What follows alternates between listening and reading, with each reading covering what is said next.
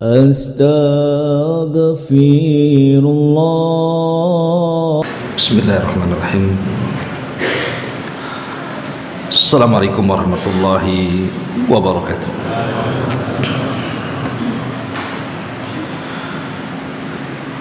Alhamdulillah wassalatu wassalamu ala Rasulillah wa ala alihi wa sahbihi wa mawalah wa la hawla wa la quwata illa billahi wa ba'd.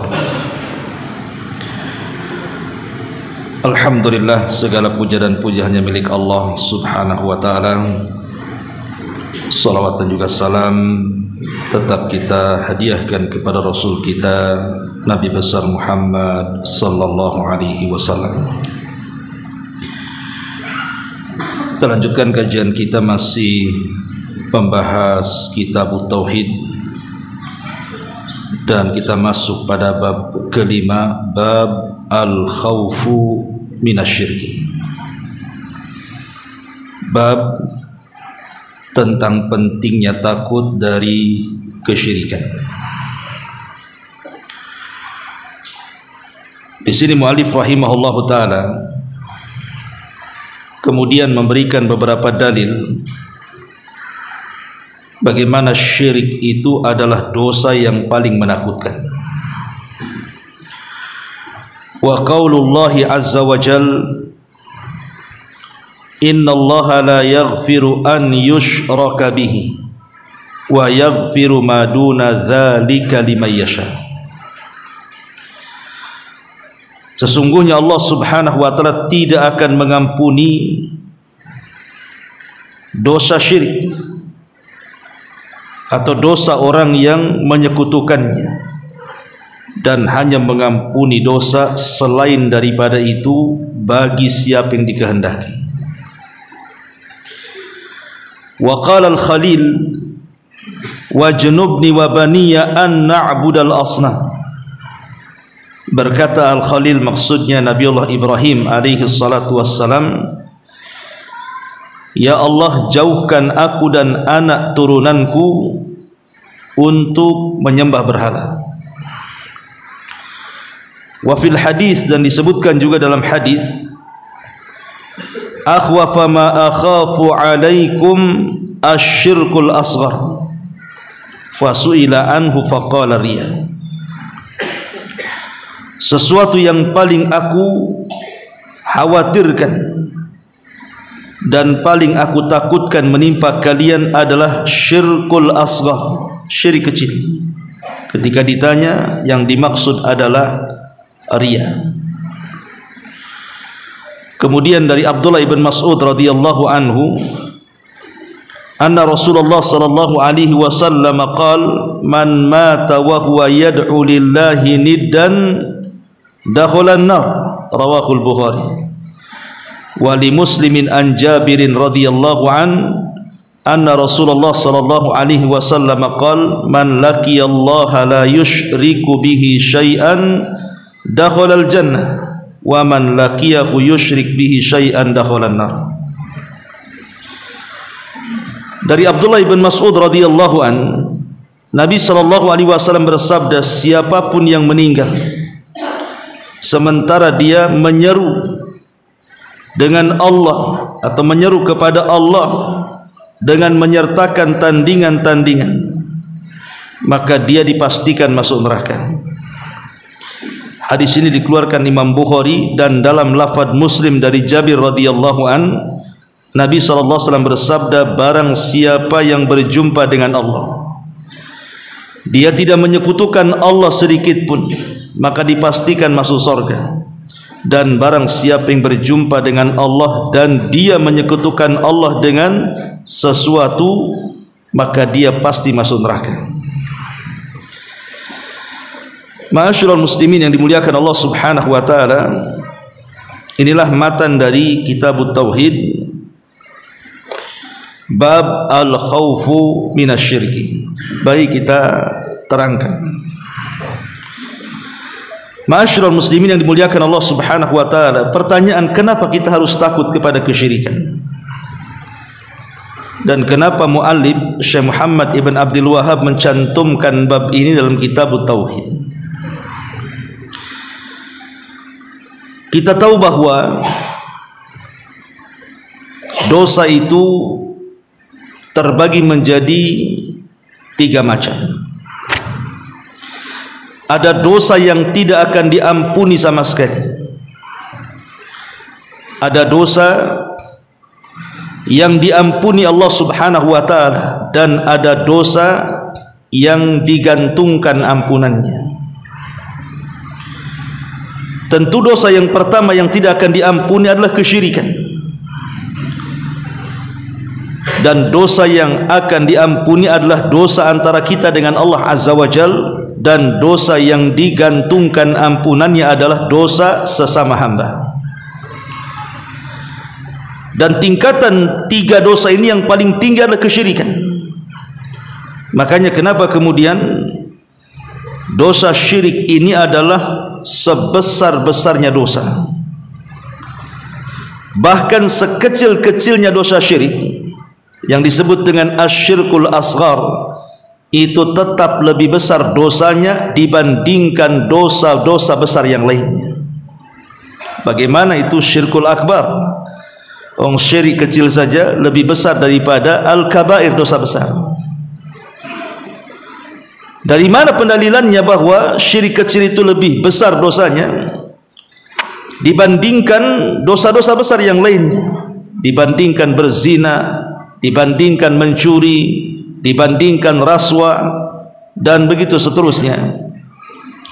Dari perkataan Abdullah ibn Mas'ud radhiyallahu anhu, apa kata beliau? La in ahlifa billahi kadhiba khairun li min an ahlifa bi ghairihi sadiqa. Kata beliau, kalau saya bersumpah tapi masih menyebut nama Allah Subhanahu wa taala untuk sebuah kedustaan, itu masih lebih baik daripada orang bersumpah kepada selain Allah untuk sebuah kejujuran. Saya ulangi, kata Abdullah bin Mas'ud radhiyallahu an, kalau saya bersumpah tapi masih menyebut nama Allah, wallahi, billahi, tallahi, pokoknya masih Allah yang disebut, walaupun untuk meyakinkan sebuah kedustaan, itu jauh lebih baik dibandingkan Anda bersumpah kepada selain Allah untuk sebuah kejujuran. Lihat di sini, kata Abdullah bin Mas'ud, bersumpah kepada Allah masih tauhid, masih mentauhidkan Allah, dan berdusta itu dosa besar. Berdusta kan dosa besar. Tapi kata beliau, aku masih suka bersumpah dengan Allah walaupun harus berbuat dosa besar, daripada bersumpah kepada selain Allah tapi menghindari dosa besar, tapi terjerumus kepada dosa yang lebih besar daripada dosa besar. Karena bersumpah kepada selain Allah itu kesyirikan, walaupun hanya syirkul asghar, tapi bisa mengantarkan kepada syirkul akbar kalau bersumpah dan isi pengagungannya sama dengan mengagungkan Allah Subhanahu wa taala. Makanya kenapa kemudian kita harus takut kepada kesyirikan, walaupun syirkul asghar, walaupun syirik kecil, apalagi syirik besar. Kita lihat beberapa riwayat. Abu Darda radhiyallahu an, satu hari dia salat. Ketika dia salat, dia membaca doa. Doanya, Allahumma inni a'udzubika minasyakki wasyirki wasyiqaqi wan nifaqi wasu'il akhlaqi. Kata Abi Darda radhiyallahu an dalam doanya, ya Allah, aku berlindung kepadamu dari keraguan-raguan, dari kesyirikan, dari perpecahan, dari kemunafikan, dan dari buruknya akhlak. Lihat bagaimana Abu Darda senantiasa berdoa dengan doa ini dalam solatnya. Ya Allah, aku berlindung kepadamu dari keraguan dan kesyirikan, perpecahan, nifak dan buruknya akhlak. Sehingga selesai solat, orang yang di sampingnya mengatakan, apakah engkau Abu Darda? Maka Abu Darda mengatakan, ya saya Abu Darda. Bukankah engkau sahabat Nabi? Kata Abu Darda, ya saya sahabat Nabi. Kalau engkau memang sahabat Nabi, kenapa engkau takut dengan kemunafikan? Maka Abu Darda mengatakan, demi Allah, itulah yang aku takutkan. Lihat bagaimana para sahabat Nabi SAW saking takutnya dari kesyirikan kepada Allah Azza wa Jalla, selalu mengulang-ulang doa dalam solatnya. Bahkan dijelaskan dalam sebuah hadis yang disahihkan oleh Syekh Nasiruddin Al-Albani rahimahullahu taala. Hadis ini dari Ma'qil ibn Yasar radhiyallahu an, dia berkata, "Intalaqtu ma'a Abi Bakrin As-Siddiq radhiyallahu an ila Nabi sallallahu alaihi wasallam." Satu hari aku pergi bersama Abu Bakar Siddiq radhiyallahu an, kata Ma'qil ibn Yasar, menemui Nabi. Kemudian Nabi sallallahu alaihi wasallam bersabda kepada Abu Bakar Siddiq radhiyallahu an setelah berjumpa dengan Nabi, apa kata Nabi? Ya Abu Bakrin, lisyirki fikum akhfa min dabibin namli. Kata Rasul, wahai Abu Bakar, sesungguhnya kesyirikan pada kalian itu jauh lebih samar dibandingkan jalannya semut. Kagetlah Abu Bakar ini. Kenapa Rasul sampai mengatakan seperti itu? Bahwa kesyirikan yang menimpa kalian, ini yang ngomong Nabi, dan yang diajak bicara Abu Bakar, seorang sahabat Nabi, yang tidak mungkin keduanya melakukan kesyirikan. Tetapi Nabi SAW mengkhawatirkan kepada Abu Bakar. Kalau Rasul khawatir dengan Abu Bakar, harusnya dengan kita jauh lebih khawatir lagi kan.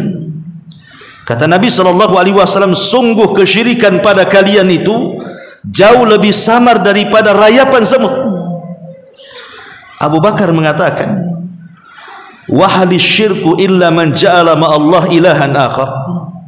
Wahai Rasul, bukankah kesyirikan itu adalah menjadikan sesambahan selain daripada Allah Subhanahu wa taala bersama Allah?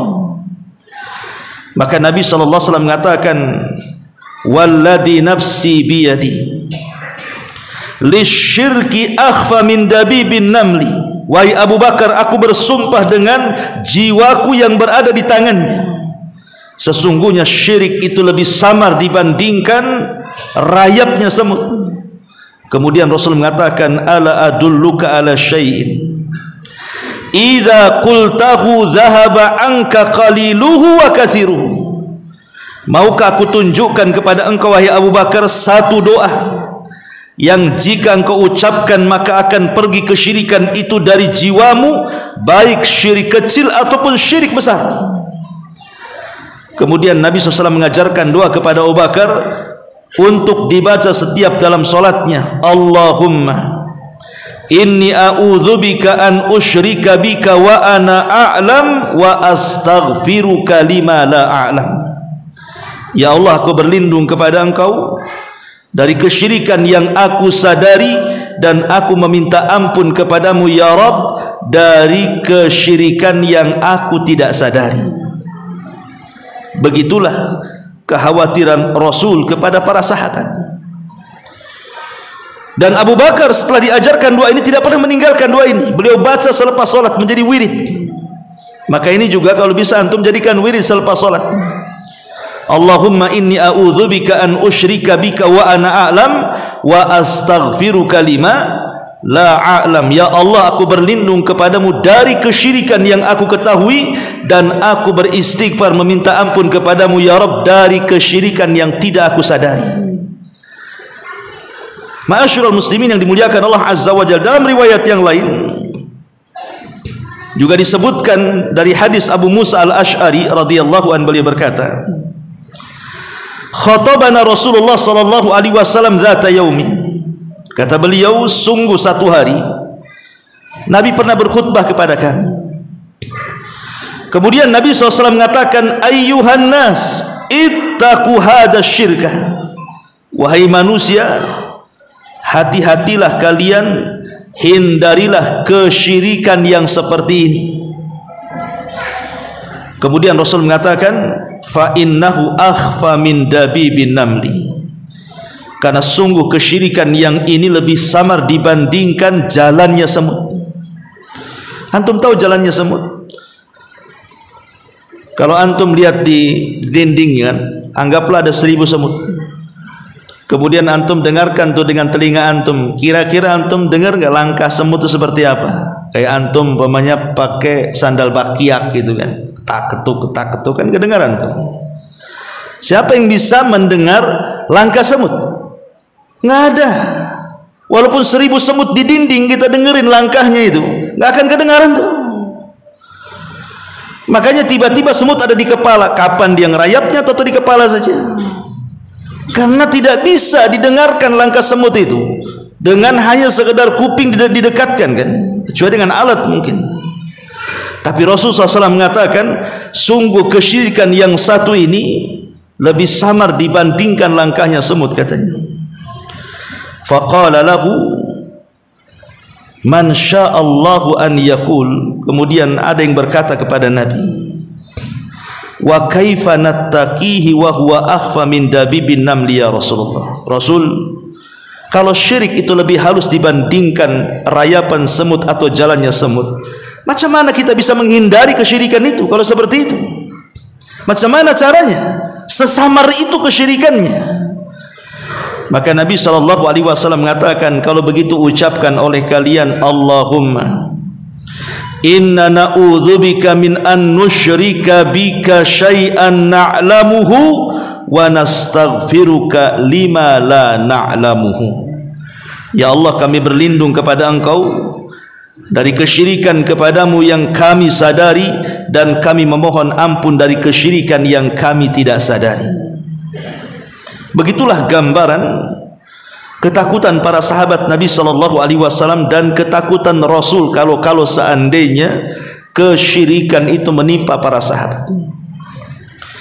Ma'asyiral muslimin yang dimuliakan Allah Subhanahu wa taala, ini yang pertama, kenapa kita harus takut kepada kesyirikan? Nabi dan sahabat saja ketakutan, kenapa kita tidak takut? Ya. Kemudian yang kedua, ya, tadi saya sudah katakan bahwa sekecil-kecilnya dosa syirik, anggaplah syirkul asghar, itu lebih besar dosanya dibandingkan dosa-dosa besar. Contoh syirik asghar apa? Riya, sum'ah, itu kan syirkul asghar. Bersumpah kepada selain Allah, mengatakan masya Allah wa syi'ta, dan banyak lagi. La syirkul asghar itu syirik yang paling kecil, tapi kalau dibanding dosanya dengan dosa-dosa besar seperti berzina, seperti mencuri, menipu, berdusta, ghibah, dan yang semacamnya, masih besar dosa syirkul asghar. Cemana pula syirkul akbar? Ini yang kedua, kenapa kita harus takut dengan kesyirikan? Kemudian yang ketiga, terkadang dosa-dosa selain syirik itu ada kafarahnya, ikhwan.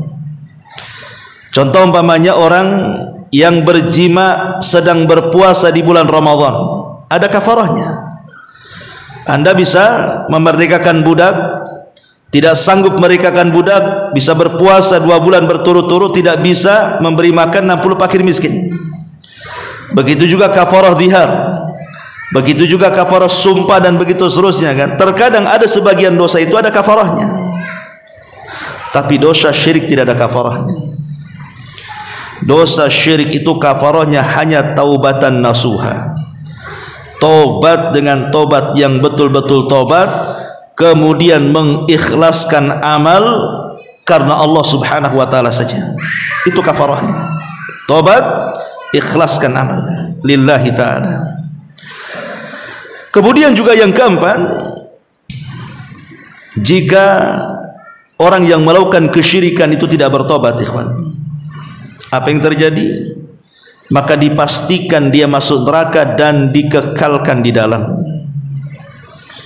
Harusnya seorang berpikir kan, saya masuk neraka dikekalkan di dalamnya, jangan lagi cerita kekal. dicelupkan di neraka satu celupan saja, kata Nabi SAW, sudah melupakan memori kenikmatan di dunia dia. Anggaplah satu orang itu sejak lahir sampai mati tidak pernah susah hidupnya, senang terus. Mungkin dia anak konglomerat, tidak pernah susah hidupnya, sampai mati dia senang. Tapi Allah takdirkan dia termasuk penduduk neraka. Orang seperti ini datangkan di hadapan Allah Subhanahu wa taala, kemudian dicelupkan satu kali neraka. Setelah dicelupkan satu kali di neraka, Allah berfirman dan Allah bertanya kepada dia, hal marra bika min ni'amin qad, masih tersisa memori kenikmatanmu di dunia? Dia mengatakan, la ya Rabb, tidak. Bayangkan, dicelupkan di neraka, hilang memori nikmatnya. Di dunia ini ikhwan, anggaplah kita pernah berhasil. Dari kecil kita dapat warisan orang tua, kemudian kaya raya, senang hidupnya. Ketika sudah tua akhirnya ada musibah, entah tsunami entah apa, habis kekayaannya, jadi miskin dia. Setelah miskin nggak mungkin hilang memori dia kan, kalau dia pernah kaya itu. Walaupun dia hidup belangsak susah gitu kan, di dunia ini memori itu masih ada. Oh, dulu saya pernah berhasil, dulu saya punya rumah bagus, dulu saya punya mobil bagus, dulu begini-begini, masih ada. Tapi dicelupkan di neraka ini memorinya hilang semua. Itu satu celupan tuh, cemana pula dikekalkan di dalamnya, naudzubillah.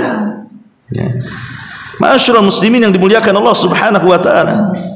Ini juga kenapa kita takut kepada kesyirikan. Ma'asyiral muslimin yang dimuliakan Allah Subhanahu wa taala. Bahkan dijelaskan dalam Al-Qur'anul Karim, dalam surah Fatir ayat 36 sampai 37. Allah Subhanahu wa taala berfirman, walladzina kafaru, dan orang-orang kafir termasuk orang-orang musyrik dalamnya, karena kesyirikan itu kekufuran. Dan orang-orang kafir atau orang-orang musyrik, lahum naru jahannam, maka bagi mereka neraka jahannam.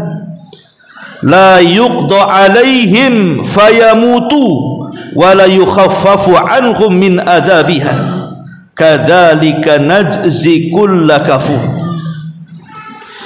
Mereka tidak akan dibinasakan hingga mereka mati, dan tidak diiringkan dari mereka azab. Demikianlah kami membalas setiap orang yang kafir. Kemudian Allah mengatakan, wahum yastarihuna fiha, kemudian mereka pun menjerit-jerit di neraka, berteriak-teriak di neraka karena tersiksa di neraka. Kemudian mereka mengatakan, Rabbana akhrijna na'mal salihan ghairal ladzi kunna na'mal. Ya Allah, keluarkan kami dari neraka ini. Niscaya kami akan mengerjakan kebaikan yang berlainan dengan yang telah kami kerjakan dahulu.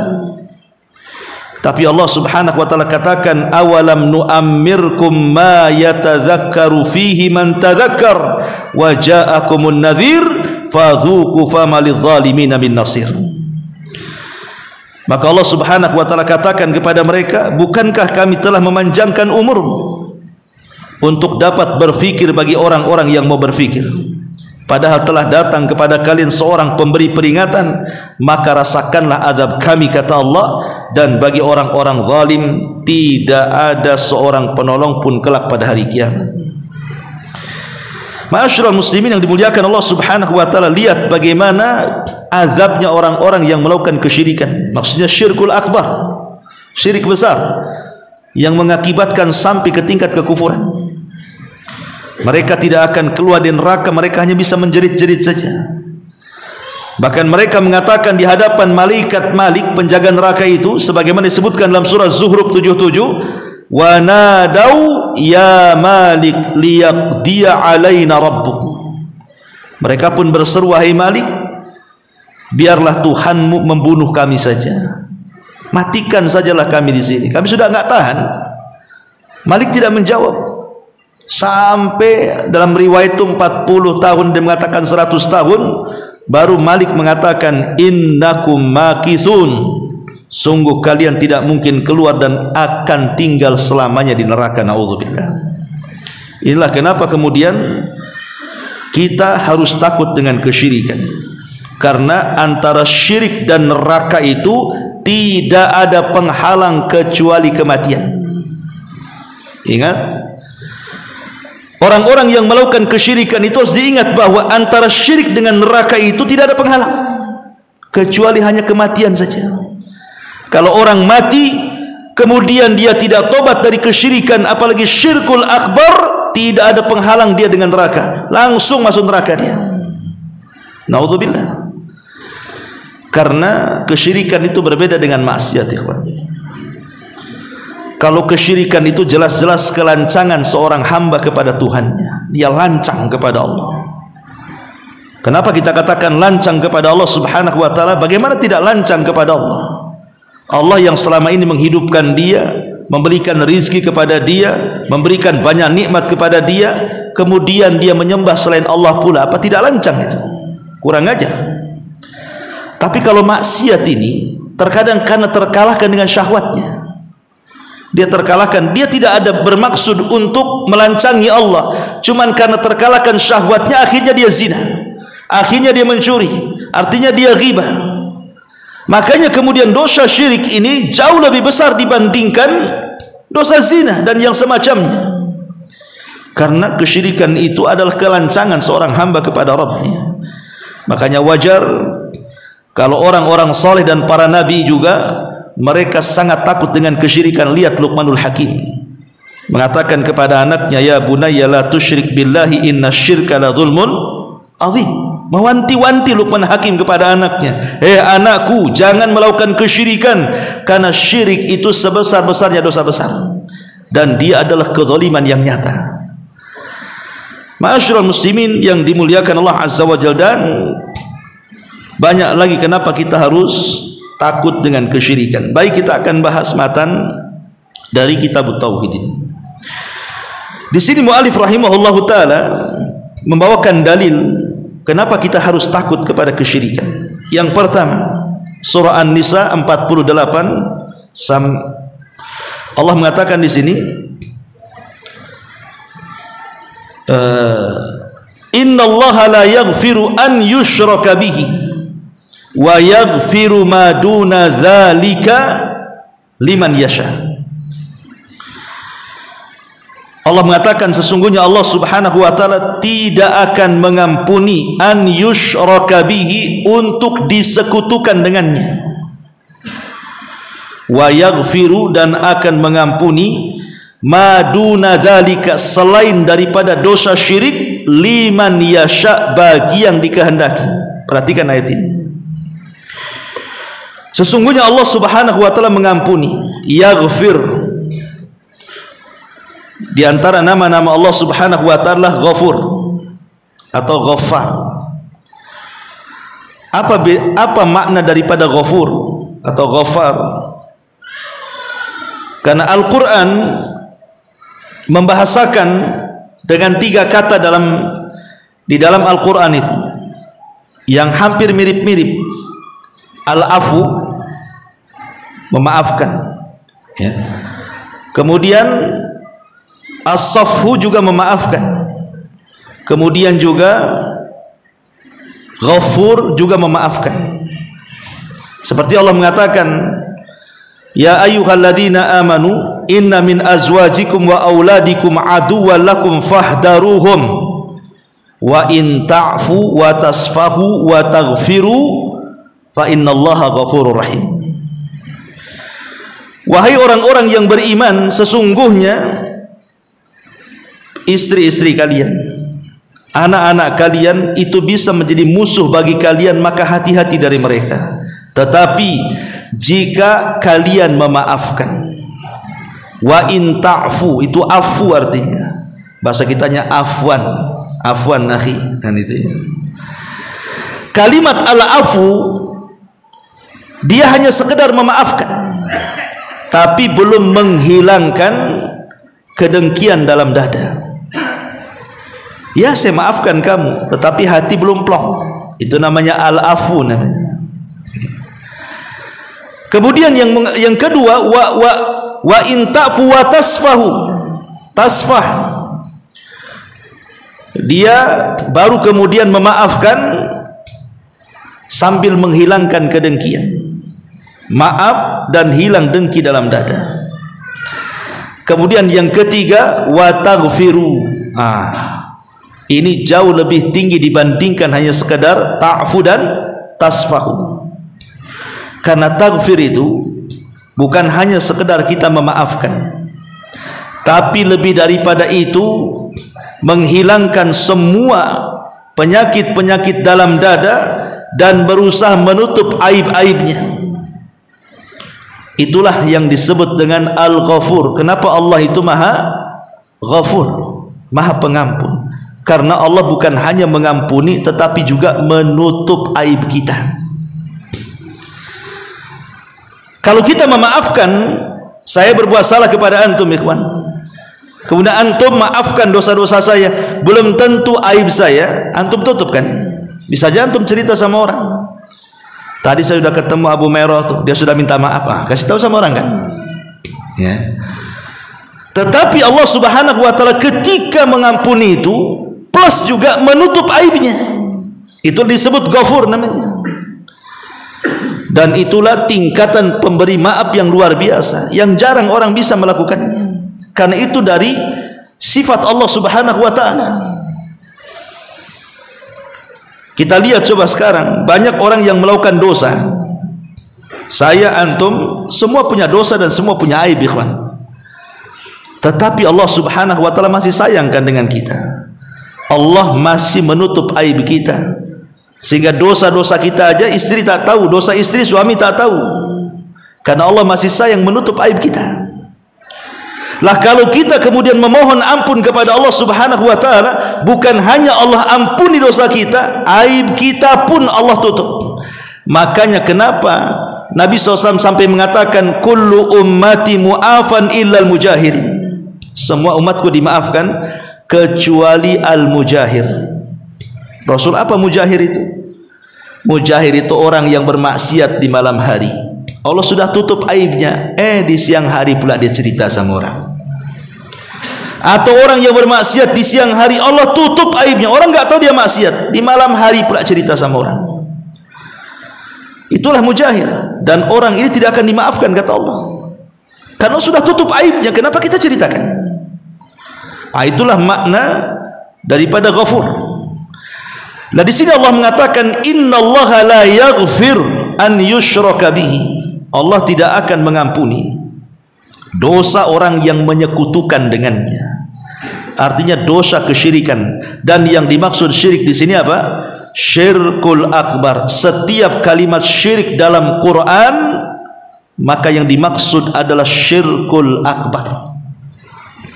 Kalau antum membaca ayat dalam Quran kemudian berjumpa dengan kalimat syirik, berarti yang dimaksud syirik besar, bukan syirik kecil. Ya, bisa juga dimaksudkan syirik kecil kalau ada qarina. Tapi pada dasarnya ketika Allah Subhanahu wa taala menceritakan tentang bahaya kesyirikan dalam Quran, itu umumnya cerita tentang syirkul akbar, syirik besar, seperti dalam ayat ini. Artinya Allah Subhanahu wa taala tidak akan mengampuni dosa orang yang menyekutukannya. Maksudnya dosa orang yang melakukan syirkul akbar. Baru kemudian Allah mengatakan wa yaghfiru ma duna dzalika liman yasha. Tapi Allah Subhanahu wa taala akan mengampuni dosa selain itu, maksudnya selain syirik, bagi yang dikehendaki. Pertanyaan pun muncul. Di sini dikatakan Allah Subhanahu wa taala tidak akan mengampuni dosa syirik, artinya syirik besar. Bagaimana dengan syirik kecil? Kan syirik kecil syirik juga. Karena ayat setelahnya Allah mengatakan dan Allah akan mengampuni selain syirik. Berarti selain syirik tidak termasuk syirkul asghar. Karena syirkul asghar itu masih syirik juga di situ. Bisa dipahami di sini? Kayaknya nggak paham tuh. Nggak paham kayak. Maksudnya begini, sini ada khilaf para ulama, ikhwan. Di sini ada khilaf para ulama. Ada sebagian para ulama mengatakan bahwa syirik kecil itu Syirik kecil itu tidak masuk pada kalimat wa yaghfiru ma duna dzalik. Tidak masuk pada kalimat maduna dzalik, artinya dan Allah mengampuni dosa selain itu. Artinya Allah mengampuni dosa selain itu, selain syirik, mungkin zina, mungkin mencuri, mungkin berdusta, mungkin bergibah, pokoknya jangan syirik aja ya. Tetapi di ujung ayat Allah mengatakan apa? Liman yasha, bagi sesiapa yang Allah kehendaki. Artinya kalau Allah berkehendak Allah azab, kalau Allah berkehendak tidak diazab. Jadi dosa selain syirik besar itu memang diampuni oleh Allah, tetapi diampuni bagi yang Allah kehendaki saja. Yang tidak dikehendaki tetap diazab.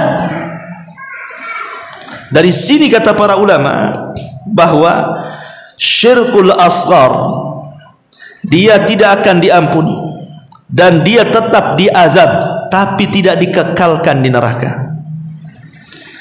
Tetapi selain syirkul asghar, itulah yang di bawah kehendak Allah. Kalau Allah mau, Allah ampuni, masuk surga dia, tidak diazab. Tapi kalau Allah mau, Allah azab dulu, baru Allah masukkan ke dalam surga. Masih nggak paham juga? Saya ulangi ya. Jadi di sini kalau syirik besar sudah ya, kita katakan sudah final, kita paham syirik besar itu masuk neraka kekal dalamnya, nggak ada cerita ya. Yang jadi masalah itu dosa besar dan syirik kecil. Dosa besar dan syirik kecil itu yang jadi masalah. Karena tadi di awal saya sudah ulas bahwa syirik itu walaupun kecil, syirkul asghar itu sekecil-kecilnya syirik, walaupun syirkul asghar itu dosanya kan lebih besar daripada dosa besar kan itu. Lah di sini Allah mengatakan wa yaghfiru ma duna dzalika liman yasha. Dan dia mengampuni dosa selain syirik bagi yang Allah kehendaki. Artinya kalau Allah berkehendak, Allah ampuni dan tidak dimasukkan ke neraka. Kalau Allah berkehendak, Allah masukkan ke neraka dulu, walaupun ujungnya masuk surga. Lah yang mendapatkan kesempatan, kalau Allah mau Allah ampuni, ini berkaitan dosa besar. Tapi kalau dosa syirik walaupun kecil, tetap dia diazab, walaupun ujung-ujungnya kemudian tidak dikekalkan dan masuk surga, gitu maksudnya. Pahamlah, saya pusing dengan jadinya bolak-balik ya. Baik, ini satu pendapat. Tapi pendapat yang kedua mutlak, selain syirkul akbar itu masuk di bawah kehendak Allah. Mau syirik besar, mau syirkul asghar ataupun kabair, dosa-dosa besar, maka itu di bawah tahta masyiatillah, di bawah kehendak Allah. Kalau Allah mau ya Allah ampuni, kalau Allah tidak mau ya diazab dulu baru dimasukkan ke dalam surga, gitu maksudnya. Ini makna innallaha la yaghfiru an yushraka bihi wa yaghfiru ma duna dzalika liman yasha. Tentu kalimat maduna dzalika liman yasha, orang-orang yang melakukan dosa besar, maksudnya begini ikhwan, kalau orang melakukan dosa besar sebelum dia mati bertobat, maka dia tidak termasuk kepada liman yasha, bagi yang Allah kehendaki. Kalau Allah mau Allah azab, kalau Allah mau Allah masukkan ke surga, itu tidak masuk di sini. Sebab dia sudah bertobat sebelum mati. Tapi yang dimaksud di sini adalah bagi yang tidak bertobat sebelum mati. Dia mati sedang berzina, dia mati sedang membunuh, dia mati sedang bergibah, dia mati sedang minum khamr, dia mati sedang riba.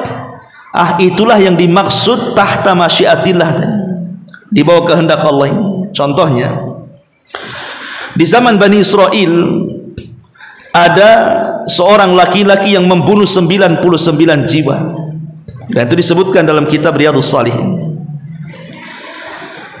Setelah dia membunuh 99 jiwa, dia ingin bertobat. Dia datang kepada seorang pendeta.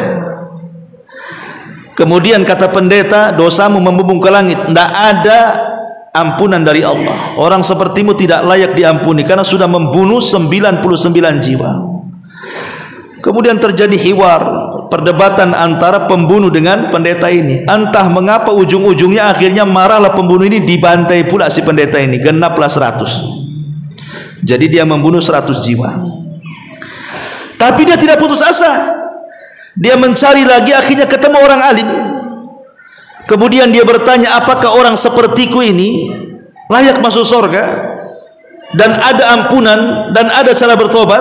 Maka kata sang alim, ada.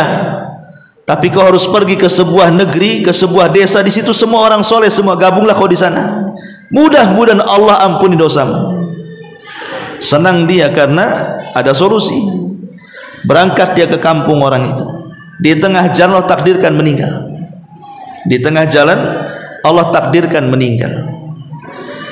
Ketika dia meninggal, ruhnya ini rebutan antara malaikat rahmat dan malaikat azab. Kata malaikat rahmat, ini ruh milik saya. Dia sudah ada keinginan tobat dan rahmat Allah luas, dia pantas masuk surga. Kata malaikat azab, ini ruh punya saya. Dia sudah membunuh bukan 99 jiwa, digenapkan pula 100. Masuk neraka dia.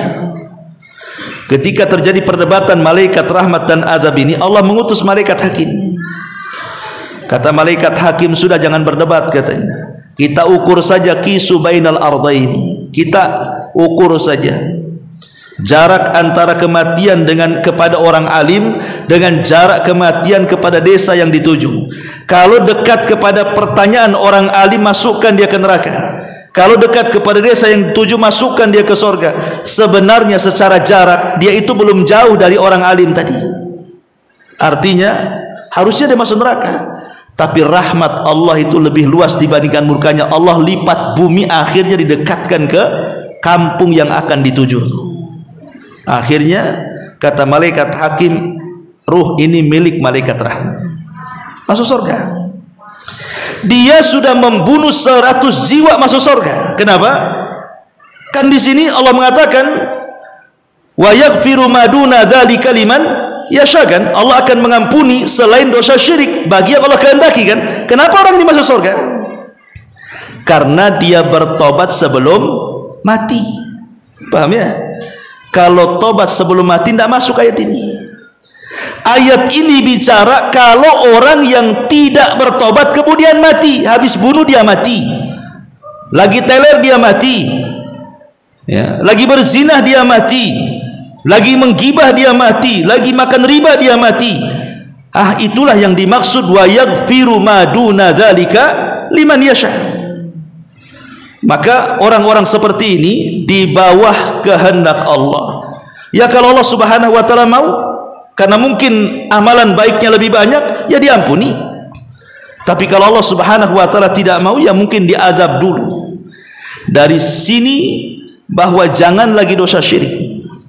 Dosa selain syirik aja masih memungkinkan diazab kalau mau. Di sini letaknya kita harus takut kepada dosa. Dosa selain syirik saja ada memungkinkan diazab, kan? Tetapi karena ada kemungkinan dimaafkan, berarti muncul harapan bahwa dosa selain syirik itu harapan kita tidak diampuni, tapi muncul rasa takut jangan-jangan tidak diampuni, diazab dulu baru masuk surga. Makanya dua kalimat ini jangan sampai hilang, al khaufu war roja, ya, kita harus menanamkan perasaan takut kepada Allah dan juga menanamkan perasaan harap. Kata Imam Ibnul Qayyim, dua kalimat ini sayap bagaikan sayap burung. Kalau salah satunya pitas gitu bahasanya, salah satunya kemudian hilang, maka burung itu tidak mungkin terbang. Maka hiduplah di antara al-khaufu war roja, harapan surga dan takut dengan neraka. Ini kalimat wa yaghfiru ma duna dzalika liman yasha. Kemudian mu'alif rahimahullah taala mengatakan di sini, wa qala al khalil. Siapa Khalil di sini? Ibrahim.